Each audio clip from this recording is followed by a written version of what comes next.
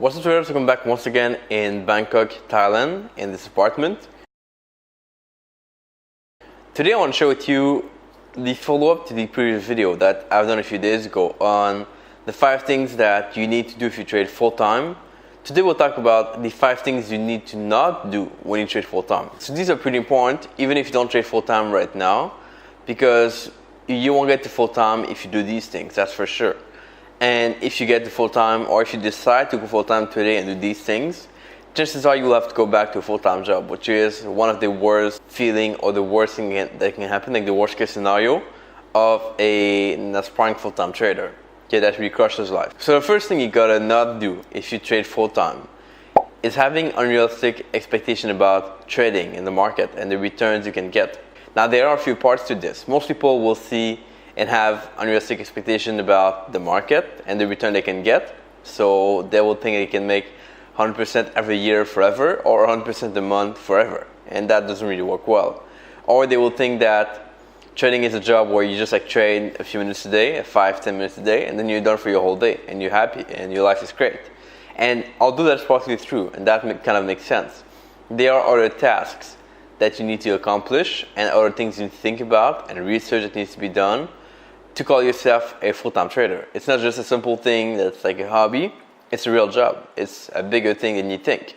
And so if you think that you can just kind of show up and trade for a few hours and be done, then chances are that your expectations are kind of wrong and you might want to readjust them. Because if you have the wrong expectation from the start, how do you expect to do the work and actually achieve your goals if the process or the steps you'll take are not right and they're too big or not making any sense? So that's really what to think about first. Are your expectations right? Did you validate this with other traders? And don't try to kind of be the smartest guy around. You'll always be pretty much the same as other traders. And you want to talk to them first to see if your plan makes sense, to see if that's reasonable and reliable as well. The second thing not to do, and that's something that I see a lot of people face, is mixing your feelings with trading. So you would feel that you should not take a trade, or that you should not trade for a week, or that you should go all in on one trade.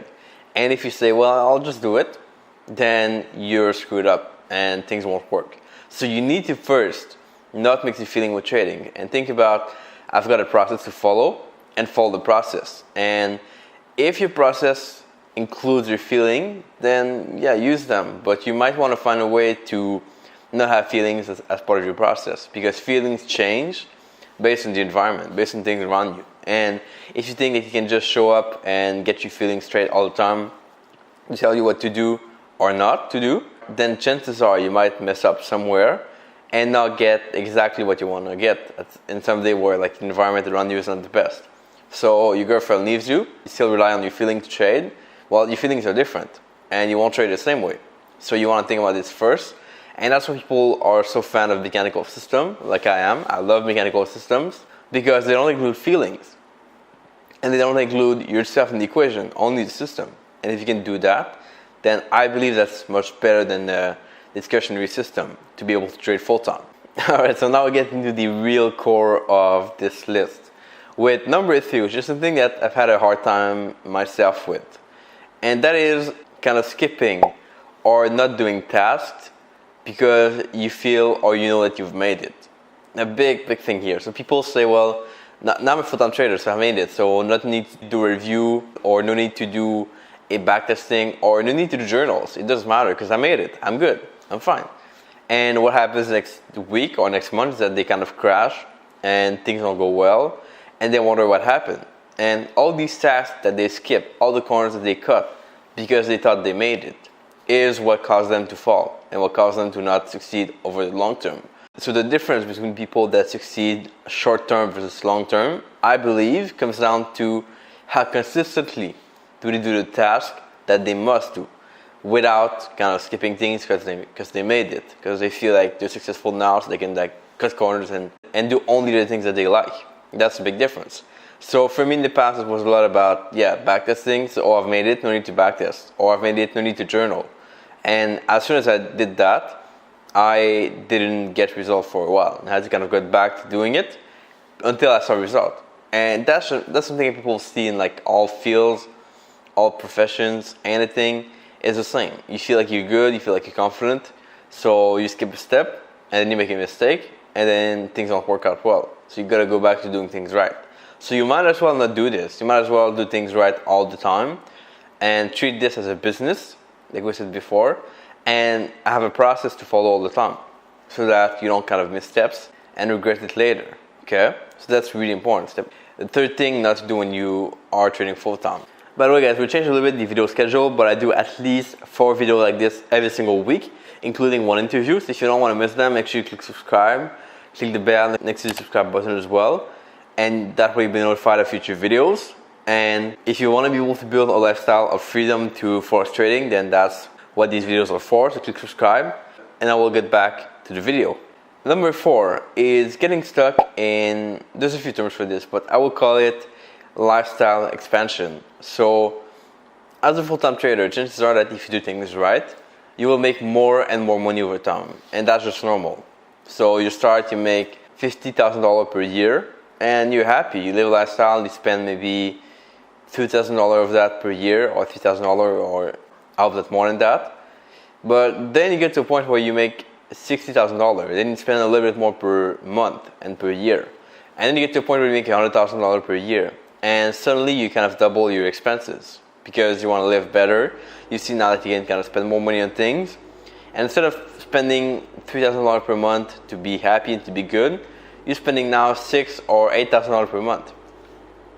And that kind of pushes you to be screwed. And that's what we call pretty much lifestyle expansion, where you make more money, you spend more money on your lifestyle to kind of maintain that lifestyle. And if you spend $8,000 per month now, you cannot go back to the previous $3,000 per month or the $2,000 per month lifestyle. You were at this level before, now you're here, you cannot go back here. You gotta come maintain this one, and you wanna go here to spending more money. And that means that you gotta make more money to keep that same lifestyle. And people get stuck in this. I got stuck in this a little bit at first when I started to travel. So I would be spending $20 a night for an hotel, and now these days I'm spending $50. But I went to this phase where I spent around $70 a night on hotels, and that was a little bit too much money in my opinion, based on the fact that I want to be able to save money, put money back to grow more, and be able to live better. Okay, so that's your call, but you got to figure out, well, do I want to spend everything I make and not have a single cent at the end, or do I want to grow and become better and become really financially free and achieve bigger things by waiting a little bit and spending the money later and not being stuck in that kind of lifestyle expansion all the time. So that's really big. But people that get stuck in this, they always need more and more money, and they're more likely, I believe, to go back to a full-time job. And of course, as we know, that's not where you want to get to. Like, that's the opposite thing of trading full-time.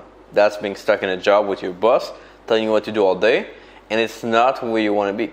So you better kind of plan things first, understand this principle of lifestyle expansion, and try to regulate your expenses. Try to make a budget. Try to, at first, save a bigger part of your income and spend only the rest. And that way you'll be fine, okay? And you can always save more. So I thought that I was really smart by saving about 30 to 40% of my income.